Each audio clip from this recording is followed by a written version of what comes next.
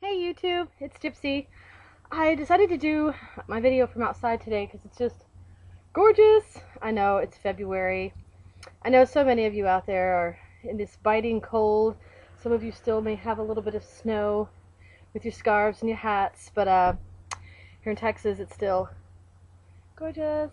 So I'm soaking it up for all of you. I love it. I love the weather here, and I wish you could all be enjoying it with me. It's like it's gonna be so hot this summer. So anyway, I'm doing another deck review. I don't know if you guys are getting tired of seeing my deck reviews or not, but I want to get these out there. I have become completely obsessed. I have got so many decks already that it gets kind of embarrassing, and I have just started reading a new book on tarot, and I'm feeling like I'm about to just start becoming like a collector of stupid, crazy decks that are just, I don't even know if I'll ever use them. One example is the Visconti Tarot. I want to get a copy of it. Really, for me, I love the art, and I want to compare the art. So I may be doing videos later on where I talk about the history of tarot, and I show some of the examples of how tarot has changed and how modern tarot decks are influenced by these older decks. So more to come, folks. But for today, I'm going to talk about a deck that I've actually been using for a while. It was one of the first decks that I got, and I had started out using it for other people, but I think I'm going to start using it for myself just to check it out, because I just really love the images. And the more I'm studying about the history of tarot, the more I'm really appreciating the artwork and the symbolism in this deck. So here goes. It's the Shadowscapes Tarot, as you already know by looking at the title, but so it's no big surprise. So this is the box. The artwork is done by Stephanie Puimun, and then the text that comes with it, with the little white book, is done. This is actually a Barbara Moore deck, along with Stephanie Puimun. So you know, I know Barbara Moore is very well respected in the tarot community. She did Steampunk Tarot.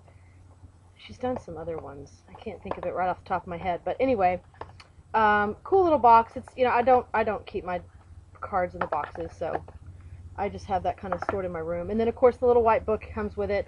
To be honest, the little white book really doesn't have a lot in it. I do read reversals, and so it's you know, it doesn't even have reversals in here. But I don't really use the little white book that much anymore. It does have a couple of neat little spreads in the back. It's got the one card, and then it has a message from the universe. It doesn't have your typical ones. It's got the message from the universe spread, which is like a straight line, and then it has a dream come true spread that you've got here, and that's a 6 card. If you see down here, it's got a little triangle. So that's kind of neat. It's got, I like having unique spreads. You know, most little white books just talk about the cross of truth, or not the cross of truth. I'm sorry, the Celtic cross. So I was kind of glad to see that in this one. The artwork looks like, kind of looks like watercolor. And no, I didn't read to see exactly what her media type is. But if it's something that's really important to you, go Google it. The deck looks like this on the back. It's beautiful artwork. The cards are kind of standard. I didn't bring anything out here to show you, but when you can see the size of my hand, there's the card. Face, card, forehead, card. Can't stick it on anyway. Goofy. So anyway, there's an example. Oh, well, while we're showing this card, here's an example of the artwork. This is the Strength card. And it is a very traditional way of portraying strength. Nothing fancy. Sorry, the wind's blowing my cards. But it is just gorgeous. All of these cards have this type of artwork. I don't think there's one card in this deck that I'm like, I don't really like that interpretation. Honestly, I think I've looked at all of them over and over. The Tower is gorgeous.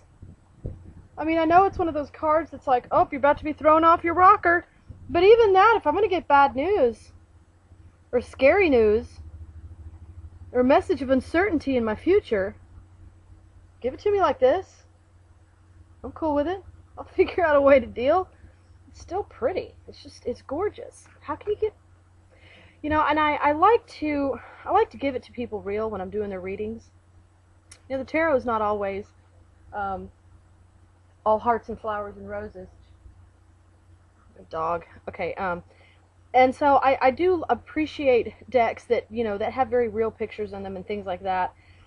But at the same time, I don't like to go with really dark decks, especially when I'm reading for other people, because if the cards are too daunting, they can, you know, intimidate people. Like if you're doing a reading live and you turn the card over and they're sitting right there, and it's I think the Arcana tarot is pretty dark. It's got one, like the Ten of Wands is,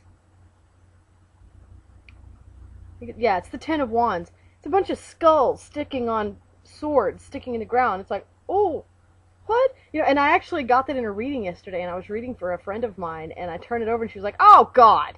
You know, and I was like, no, hold on. You know, and so that's another reason why I love using this deck for other people, because it doesn't, you know, even the cards that aren't necessarily great news aren't really that bad. You know, here's Five of Pentacles. I think this is a beautiful card. You know, you've got the stained glass, so it kind of represents like the church. You can see the crack going up the wall. So you've got the, you know, again, you know, they're very traditional when you really look at the pictures. The cups are cool. My girls like the suit of cups in this deck because of the mermaids in there. Those are pretty popular. My deck's all upside down and backwards. The Empress, I love the Empress card here. You know, she's definitely shows, you know, nurturing spirit, giving life. You've got butterflies up here, and then you have roses down there. Chiquita, there she goes. The Moon, even the Moon, you know, normally this card can get kind of dark. You know, I love this. You've got that, you can see that influence, even to the degree that this little pixie right here is, you know, looks like it's whispering, and, you know, there's all these mushrooms. The imagery is absolutely gorgeous. Page of Wands, again, it's, you know, it's traditional as far as the pages are pages, knights are knights, there's no different little names. I have noticed that with the wands, there's kind of like a representation for each suit. The wands typically have all these foxes in them, and I just love that because, you know, wands are associated with fire, and foxes would have that red kind of fiery color. They're crazy animals.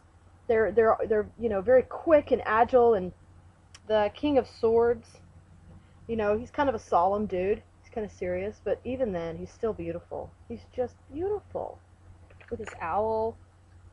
The Two of Pentacles, very cool. Again, very traditional.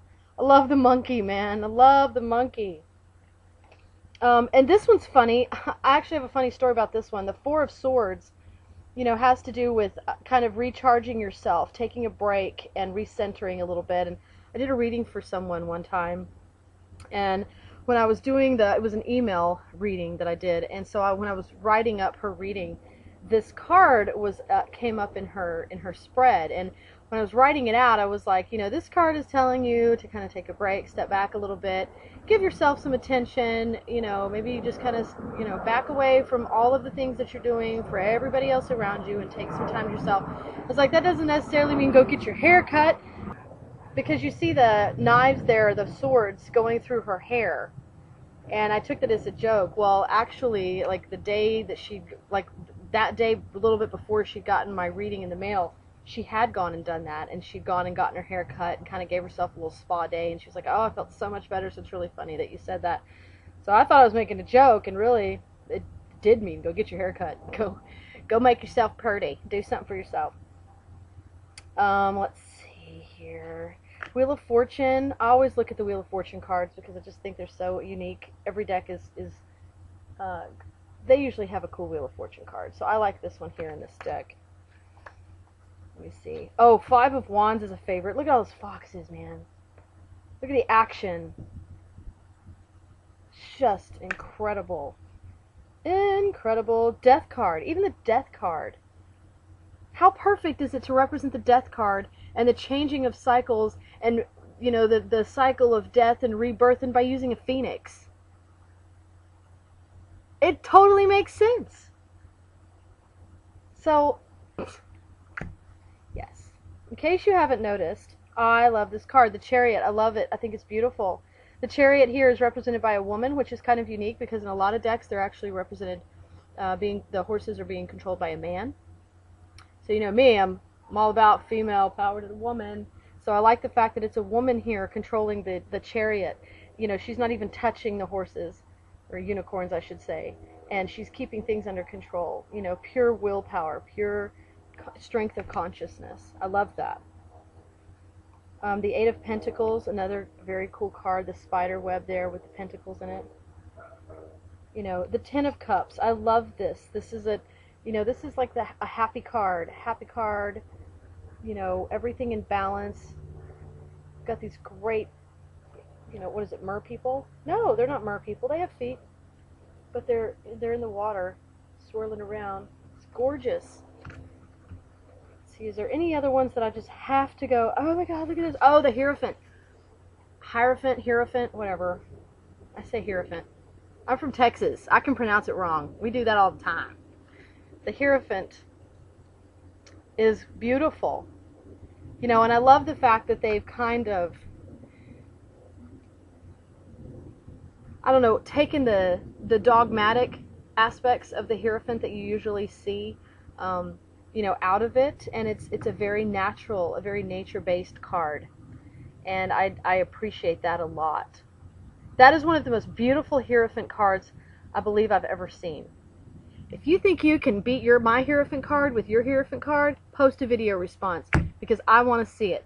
That is by far the most beautiful Hierophant card I've ever seen in a deck.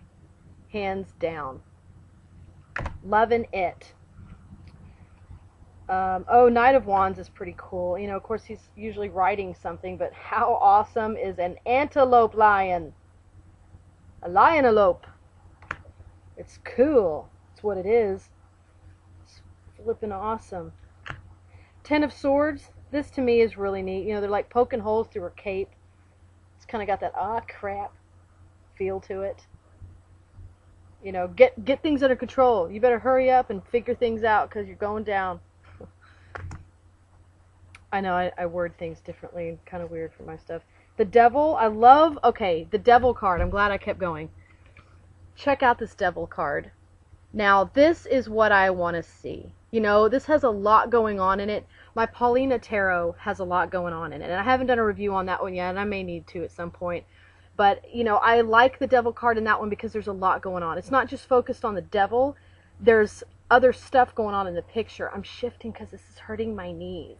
I'm on my knees with my, you'd have to see it all. Anyway, the Devil card, you see here, he's got, you know, the heart is trapped in the web here.